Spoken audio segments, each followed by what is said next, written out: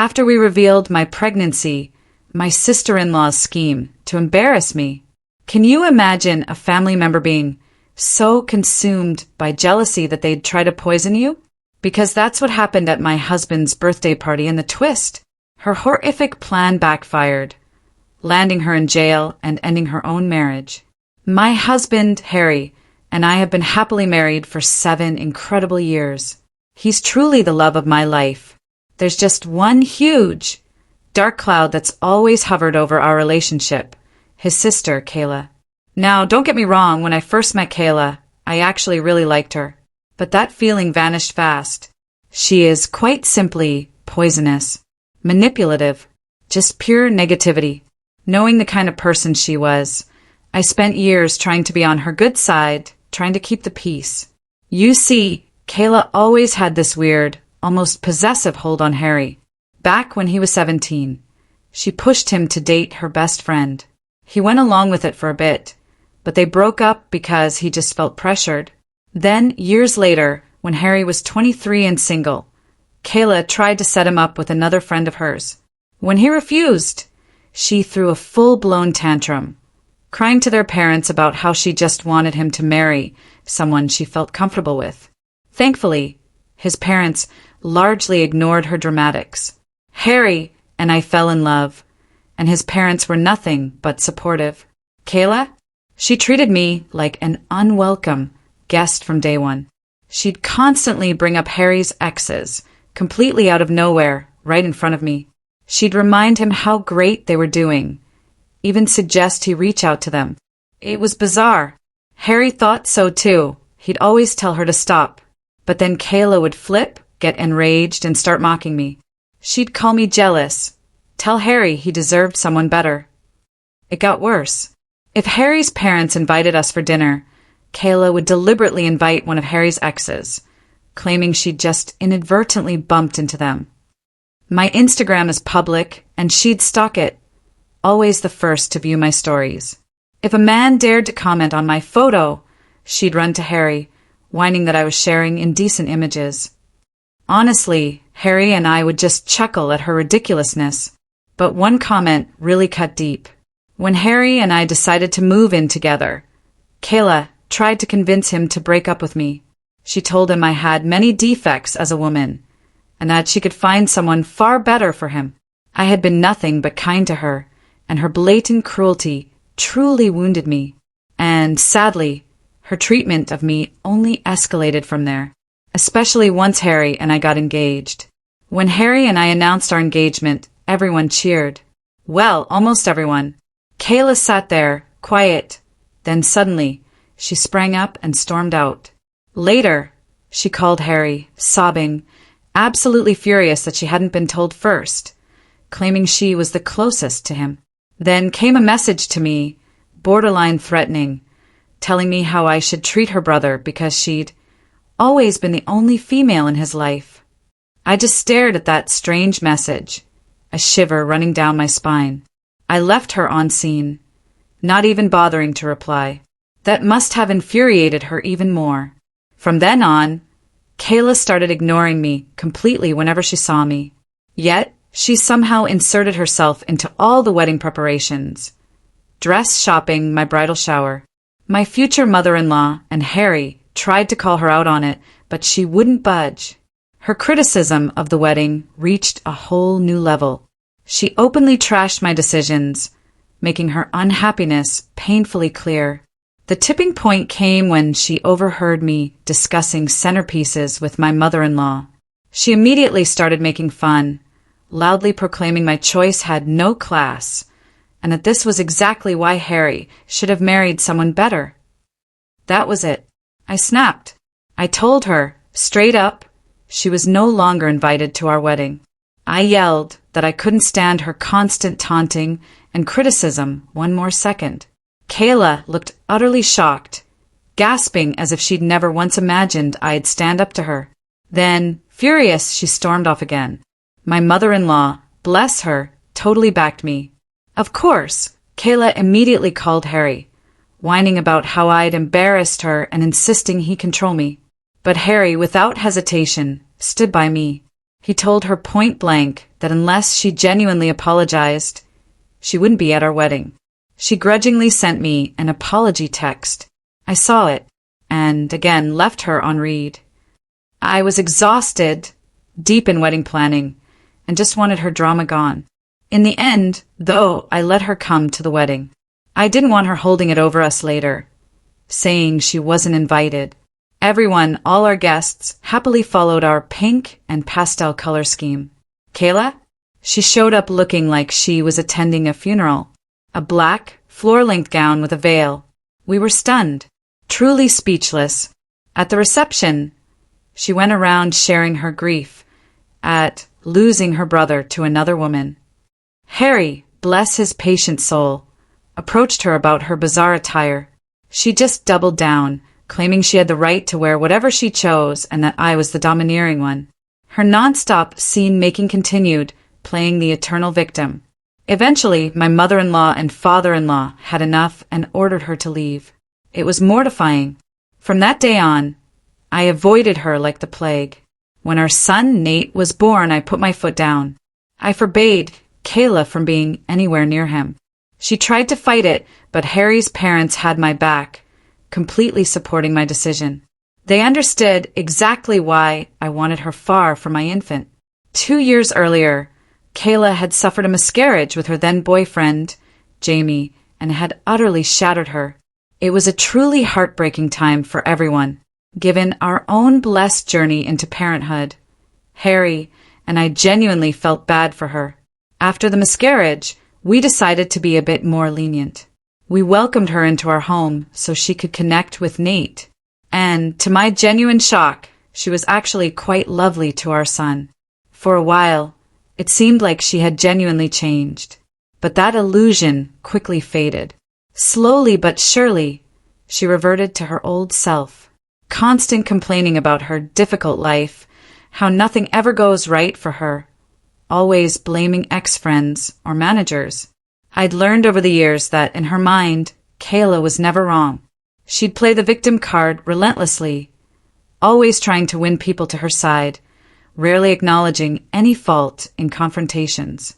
This year, Kayla decided to get married. Given our seemingly improved relationship, Harry was genuinely surprised when he realized we hadn't received an invitation. When we confronted her, she casually explained that she couldn't let me come because I would cause a disturbance at her wedding. A disturbance? I immediately called her, demanding to know what she meant. That's when she admitted it. She had deliberately worn all black to our wedding, so she was worried I might do the same at hers. The audacity! I laid it all out for Harry, explaining just how manipulative she was. He was outraged. After talking it over with his parents, Harry told Kayla that not only would we not be attending her wedding, but they also wouldn't be paying for it. That sent Kayla into full-blown tears, of course, and she started blaming me for starting this disaster. Her husband, Jamie, bless his heart, actually stepped in and told her she had no right to point fingers, especially since she'd just freely admitted her own twisted reasoning. Kayla, however, just brushed it off, saying I should just get over it, since our wedding was long ago. Later, she called me, apologizing profusely and begging for forgiveness. The truth was, she needed that financial support from her parents. And I have to admit, when Kayla wants something, she can be incredibly charming and convincing. I wanted to move past all the drama, so I forgave her. Her wedding to Jamie went perfectly. We all showed up, had a great time, and honestly, I thought maybe, just maybe, things would be different now. I was wrong. Not even 6 months later, Kayla showed up at our door, grumbling that her marriage was failing. Harry and I, still trying to be supportive, let her stay with us for a few days. She spent endless hours venting about Jamie. They were struggling to conceive, and Kayla, predictably, was blaming him for everything. When I tried to talk to her, she insisted it was entirely his responsibility. When she wasn't complaining about Jamie, she'd become hyper-focused on our lives, trying to create drama where there was none. For example, every morning before work, I hit the gym. If I'm running late, I'll grab my work clothes so I can shower and change at the gym. Kayla watched this for some time, then started asking endless questions. Why are you bathing there? Why do you even need to go to the gym? I didn't think much of it, explaining I liked staying fit and hated arriving at the office all sweaty. She'd just nod, and I swear, lick her lips. Then, one day at lunch, my mother-in-law was telling us about a friend who was divorcing her husband after finding out about his infidelity and how she got half his assets. Kayla suddenly interrupted, cutting my mother-in-law off mid-sentence, to ask Harry point blank if we had a prenup. Harry and I froze. We just stared at her. The food stopped halfway to our mouths. She looked at Harry, totally ignoring me, her eyes full of expectation. Harry, who doesn't mince words, told her simply that we both made good money and felt no need for a prenup. Kayla snorted. You could be blindsided any day, she sneered. Cheats abound today. Her statements were deeply offensive. I asked her to clarify exactly what she meant. That's when she launched into it. I was obviously meeting someone because I carried a change of clothes everywhere. And as Harry's sister, it was her obligation to warn her brother. My jaw dropped. My in-laws, bless them, immediately jumped in, telling her not to fabricate such nonsense and to stay out of other people's affairs. But Kayla, without missing a beat, doubled down. She insisted she was just trying to be there for her brother. Then, with a chilling smirk, she joked if our son, Nate, was even really Harry's son, because he didn't quite look like him. I swear, I saw Harry's face turn crimson with pure rage. In all my life, I had never seen him so enraged. He looked Kayla dead in the eye and said, with a quiet fury that was terrifying, You are not a mother yet, and you do not deserve to be one. Your child would be better off in paradise than with someone like you. Kayla's lips actually hung open, stunned into disbelief. My in-laws watched, silent, as Harry continued.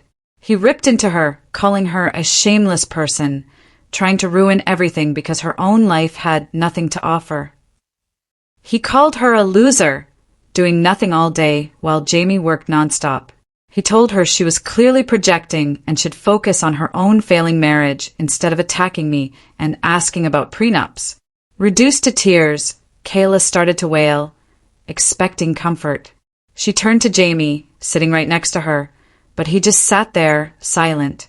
Harry, normally so composed, was having a complete mental breakdown.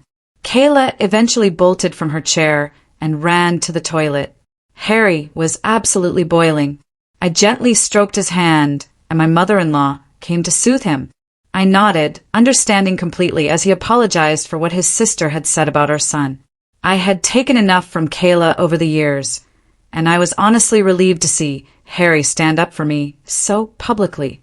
Once he cooled down, he apologized to Jamie, but completely ignored Kayla. After that lunch, we cut off all contact with Kayla. Her actions were impacting Harry just as much as they were me. My in-laws agreed. Kayla had gone too far. They saw how their usually quiet son had been pushed to his absolute limit. We didn't speak to her for a year, and honestly, everything ran so much smoother without her drama. 2 months ago, I discovered I was pregnant again. It was a complete, wonderful surprise, and Harry and I felt incredibly blessed to be welcoming another little one. We decided to share our happy news on Harry's birthday. His parents were throwing a big celebration in their backyard with all our close friends and family. And then Kayla showed up, uninvited, of course. She'd heard about the party from someone else. Harry and I watched, stunned, as she made a beeline for him, giving him a big hug, telling him how much she missed him and how sorry she was for their last fight. Harry, ever the stand-up guy, took my hand and firmly told her she needed to apologize to me for attacking my character. Kayla actually nodded, looked at me, and apologized. She even claimed she'd been in therapy and realized how inappropriate her behavior had been. I didn't believe a word of it, but I nodded politely. It was Harry's party, and I wanted to keep the peace. My in-laws came over, worried, offering to kick her out if we felt uncomfortable. They had no idea she was even coming. But Harry, wanting to avoid a scene, decided to let it go. It was strange. Kayla was laughing, socializing, almost too optimistic, completely out of character. Still, I gave her the benefit of the doubt. Harry gave a beautiful speech, talking about how he was the luckiest man on earth, thankful for another year with me. My heart swelled. I blushed with delight. We were still so intensely in love, just like when we first started dating. Then, it was time for our big announcement. Grinning, Harry and I told everyone we were having a baby. There was a stunned silence, then an eruption of cheers and delighted screams. My mom rushed to hug me, tears streaming down her face. My father-in-law saluted Harry and me, his eyes wet. Everyone was so genuinely happy, eager to know names, everything. Everyone except Kayla. She stood out like a sore thumb. She looked stunned. Her mood visibly shifted, and she just turned away, irritated. I figured maybe she was just processing things slowly. A part of me worried she'd ruin another party, but I was quickly sidetracked by excited guests coming to congratulate us. As I calmly waited for Harry to bring me some food, my in-laws and parents were insisting I stay seated. Kayla approached me, beaming. "I personally want to get you dinner," she chirped. "I'm so excited about your pregnancy." She handed me a plate, even saying she wanted to make it up for all her past nastiness. I nodded, politely accepting. She turned and walked away. I was just about to dig in when I noticed it. Shrimp. On my plate. I'm severely allergic to shrimp, and Kayla knew this. I was completely baffled, disappointed. I shook my head and got up to get my own food. Just then, Jamie, Kayla's husband, came over to congratulate me. After a quick chat, he asked why I wasn't eating. I pointed out the shrimp, explaining Kayla must have given it to me by accident. Jamie, who loved shrimp, laughed, reassured me not to worry, and took the plate. He said he'd eat it, and I could just get a fresh one. I nodded, grinned, and walked off. Not 5 minutes later, a horrific sound. Jamie was puking and retching uncontrollably. Everything stopped. Everyone watched as he staggered, clutching his stomach. Harry and Kayla rushed to his side, frantic. Jamie, barely conscious, gestured at the plate, then at his throat. Our eyes widened in sheer horror. It was clear something was terribly, terribly wrong. Jamie passed out right there. A collective gasp of shock and worry went through the crowd. Kayla scrambled to examine the plate, her eyes wide with terror.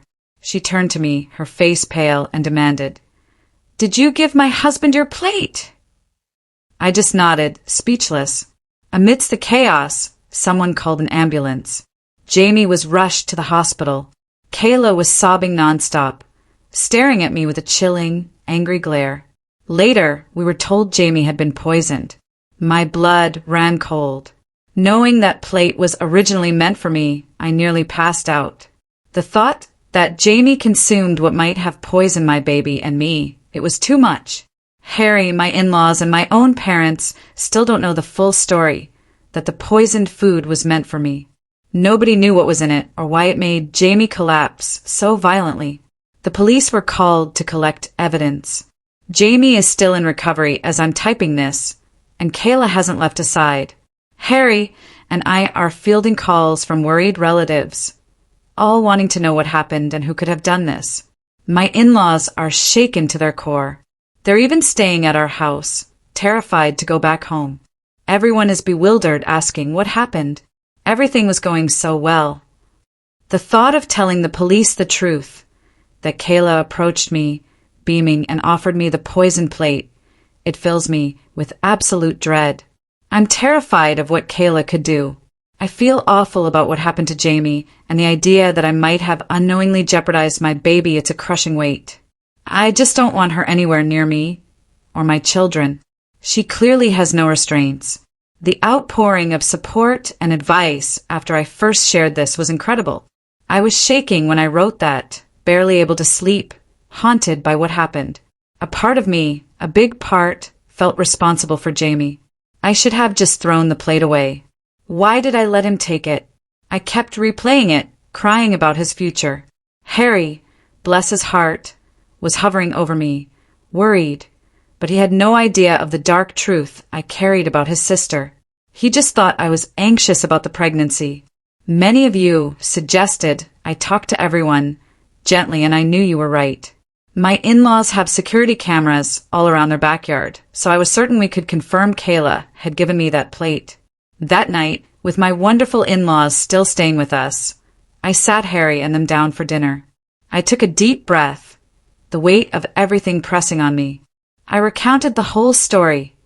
Kayla handing me the plate of shrimp, Jamie unintentionally eating it to sudden collapse. Their faces mirrored my own shock and disbelief. My in-laws exchanged worried glances. Harry's expression shifted from confusion to absolute rage.